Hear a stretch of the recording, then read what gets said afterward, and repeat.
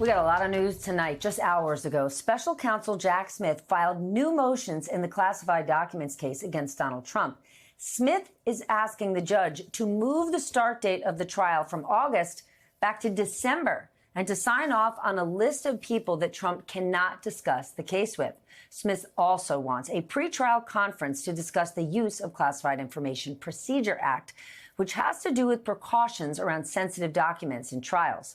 Joining me now to discuss the man himself, Andrew Weissmann, former FBI general counsel and former senior member of the Mueller probe. I am so glad you're here. What? This whole thing was like Jack Smith wants to move this thing along. August, this thing's going to be rocking and rolling. Now he's the one moving it to December. I cannot imagine why, but I am just a lay person. Explain this. I will, because it would be completely wrong to interpret this as Jack Smith not wanting a fast trial. So when Which, of course, the judge, we're interpreting incorrectly. Yeah. Okay. So when the judge set this sort of August date, this was sort of a pro forma placeholder. Nobody thought that this was the trial date that was going to stick.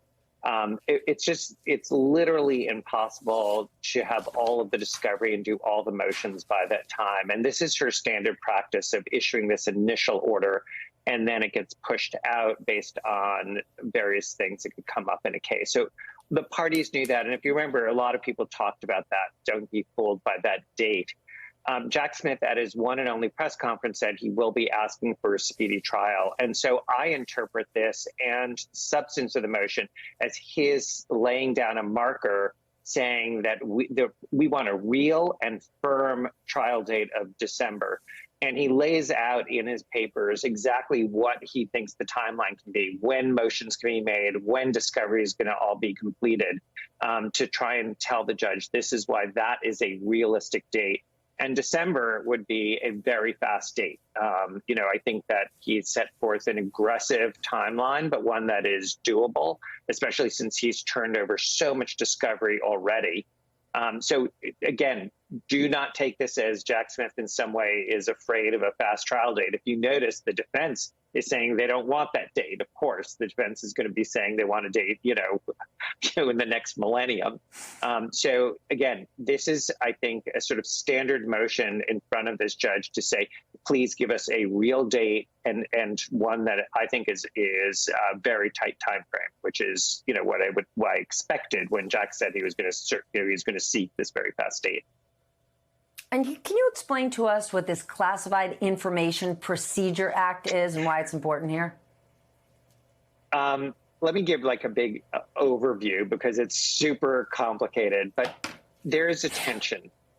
A trial is public under the United States Constitution. Classified documents are secret.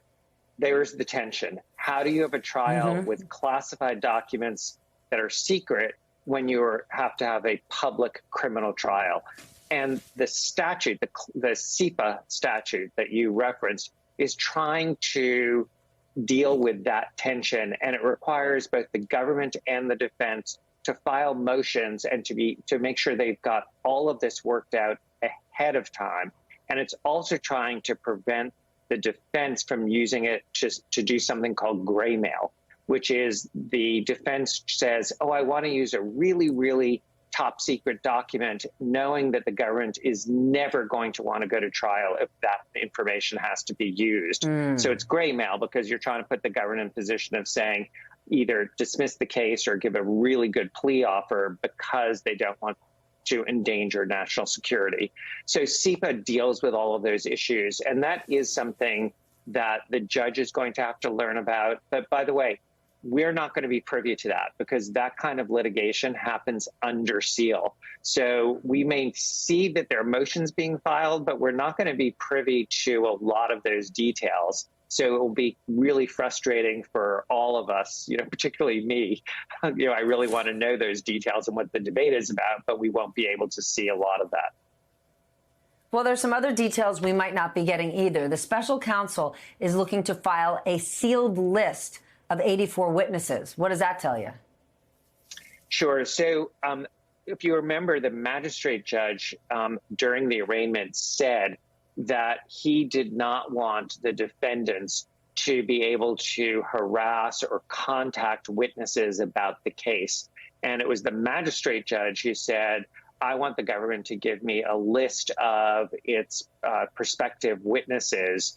And so that is what happened today, where the government said, we are filing this list under seal of, wait for it, 84 witnesses. And the government has a note saying, by the way, these are not all of their potential trial witnesses.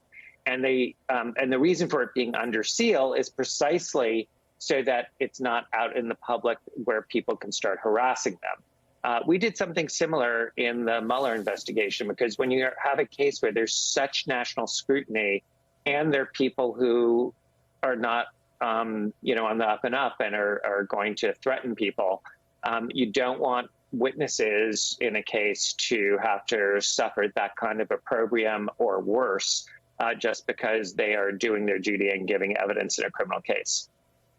There were a lot of new developments around the classified documents case this week.